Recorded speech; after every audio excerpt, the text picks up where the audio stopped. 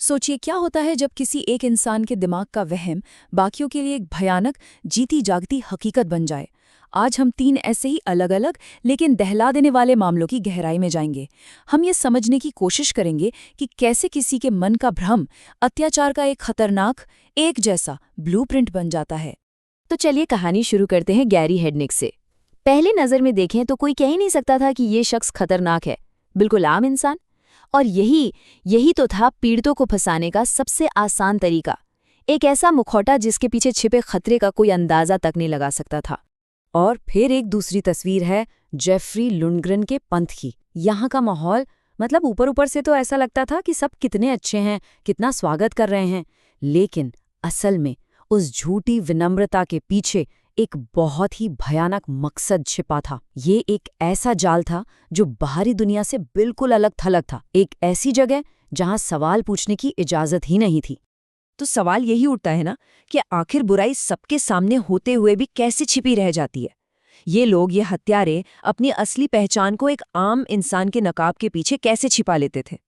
चलिए इन मामलों की गहराई में उतरते हैं और उनकी इस टेढ़ी विकृत सोच को समझने की कोशिश करते हैं। तो अब हम सीधे उतरेंगे इन हत्यारों के दिमाग के अंदर, उनकी उस अजीब लॉजिक को समझेंगे, उस तर्क प्रणाली को जिसने न सिर्फ इन भयानक कामों को अंजाम दिया बल्कि उन्हें अपनी नज़र में सही भी ठहराया। इन तीनों मामलों को जो एक चीज आपस में जोड़ती है वो है एक साइकोलॉजिकल कॉन्सेप्ट, भ्रामक प्रणाली या डिल्यूजनल सिस्टम। अब ये होता क्या है?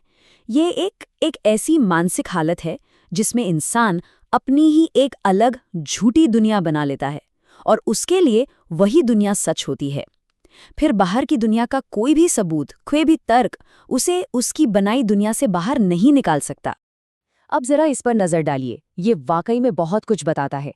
देखिए, तीनों हत्यारों की अपनी अपनी झूठी दुनिया थी, लेकिन पैटर्न बिल्कुल एक जैसा था। गैरी हेडनिक मानता था कि वो एक दिव्य मिशन पर है, एक बेहतर, एक श्रेष्ठ नस्ल बनाने के मिशन पर। रिचर्ड चेज के लिए खून पीना कोई वहशीपन नहीं था, वो एक मेडिकल जरूरत थी, जिंदा रहने के लिए जरूरी। और जेफरी लुंडग्रेन, वो तो पवित्र न्याय कर रहा था, पापियों को साफ कर रहा था। मतलब तीनों ने अपने घिनौने कामों को सही ठहराने के लिए किसी न किसी बड़े मकसद का सहारा लिया। और रिचर्ड चेस का ये बयान ये सब कुछ साफ कर देता है। मुझे इस खून की जरूरत है, तुम समझते हो है ना? मतलब उसके लिए ये कोई फैंटेसी नहीं थी, ये एक असली बेहद जरूरी हकीकत थी। उसे सच में लगता था कि अगर उसने खून नहीं पिया तो वो खुद मर जाएगा। अच्छा, तो ये तो हो गई उनकी सोच की बात। लेकिन अब सवाल ये है कि इन लोगों ने अपनी इस भयानक सोच को हकीकत में कैसे बदला। चलिए उनके तरीकों को, उनके आतंक फैलाने के तरीके को समझते हैं। यहाँ आतंक फैलाने के दो बिल्कुल अलग अलग मॉडल दिखते हैं। एक तरफ था जेफरी लुंडग्रेन, जो एक पंथ का नेता था। उसका तरीका था साइकोलॉजिकल कंट्रोल का, धीरे धीरे अपने फॉलोअर्स के दिमाग पर पूरी तरह कब्जा कर लेना। और दूसरी तरफ था रिचर्ड चेस, जिसकी हिंसा अचानक होती थी, बिना किसी प्लान के और पूरी तरह से बेतरतीब, अराजक। लुंडग्रेन की क्रूरता कितनी ठंडी और कैलकुलेटेड थी वो इन स्टेप से पता चलता है। सबसे पहले परिवार को बाकी समूह से अलग करो, फिर पीड़ितों को एक एक करके खलिहान में ले जाओ, वहां एक ही गोली से उन्हें मार दो, और आखिर में अपने ही फॉलोअर्स की मदद से लाशों को पहले से खोदे गए गड्ढे में दफना दो। ये कोई गुस्से में किया गया काम नहीं था, ये एक सोची समझी, एक रस्म की तरह की गई प्रक्रिया थी। और डरावनी बात यह है कि इसमें उसके अनुयायियों ने भी उसकी मदद की।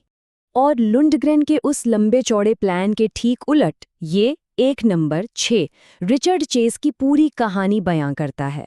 सिर्फ कुछ हफ्तों के अंदर 6 लोगों की हत्या। ये दिखाता है कि उसकी हिंसा कितनी बेतरतीब और अचानक होती थी। कोई लंबी चौड़ी योजना नहीं, कोई रस्म नहीं, बस उसके वहम से पैदा हुई फौरी दरिंदगी। और फिर आता है गैरी हेडनिक, जिसका आतंक फैलाने का तरीका इन दोनों से ही बिल्कुल अलग था। उसने अपने घर के तहखाने को एक जेल बना दिया था। वहां वो अपने पीड़ितों पर पूरा कंट्रोल रखता था, शारीरिक भी और मानसिक भी।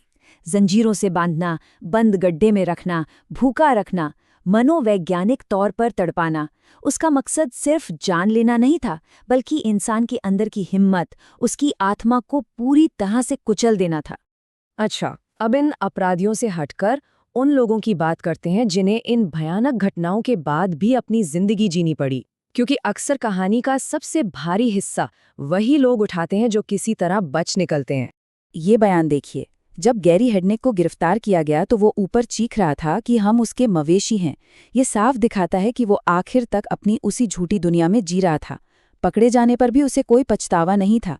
उसकी नज़रों में उसके पीड़ित इंसान थे ही नहीं, वो बस उसकी संपत्ति, उसके मवेशी थे। और बिल्कुल हेडनेक की तरह ही लुंडग्रेन को भी अपने किए पर पूरा यकीन था। उसने बड़े गर्व के साथ सब कुछ कबूल किया। उसने कहा कि उसने वो काम किया है जिसे करने की हिम्मत दूसरों में नहीं थी। वो बहुत कमजोर थे। अपनी भ्रामक दुनिया में वो कोई अपराधी था ही नहीं, वो तो एक हीरो था जो भगवान की इच्छा पूरी कर रहा था। हेडनेक के एक सर्वाइवर का ये बयान उस दर्द को दिखाता है जिसे शायद शब्दों में कहा ही नहीं जा सकता।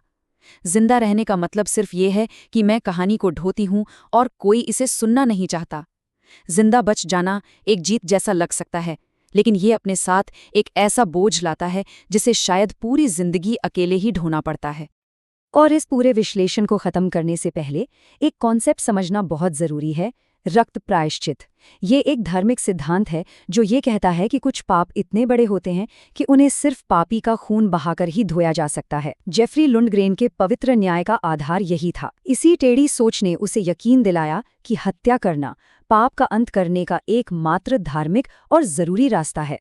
तो हम इसी एक गहरे सवाल के साथ इस चर्चा को समाप्त करते हैं। जब किसी एक इंसान की हकीकत दूसरों के लिए एक जानलेवा खतरा बन जाए, तो असली सवाल ये उठता है कि वास्तव में पागल कौन है, और विश्वास, भ्रम और हिंसा के बीच वो बारीक सी लकीर आखिर खींची कहाँ जानी चाहिए।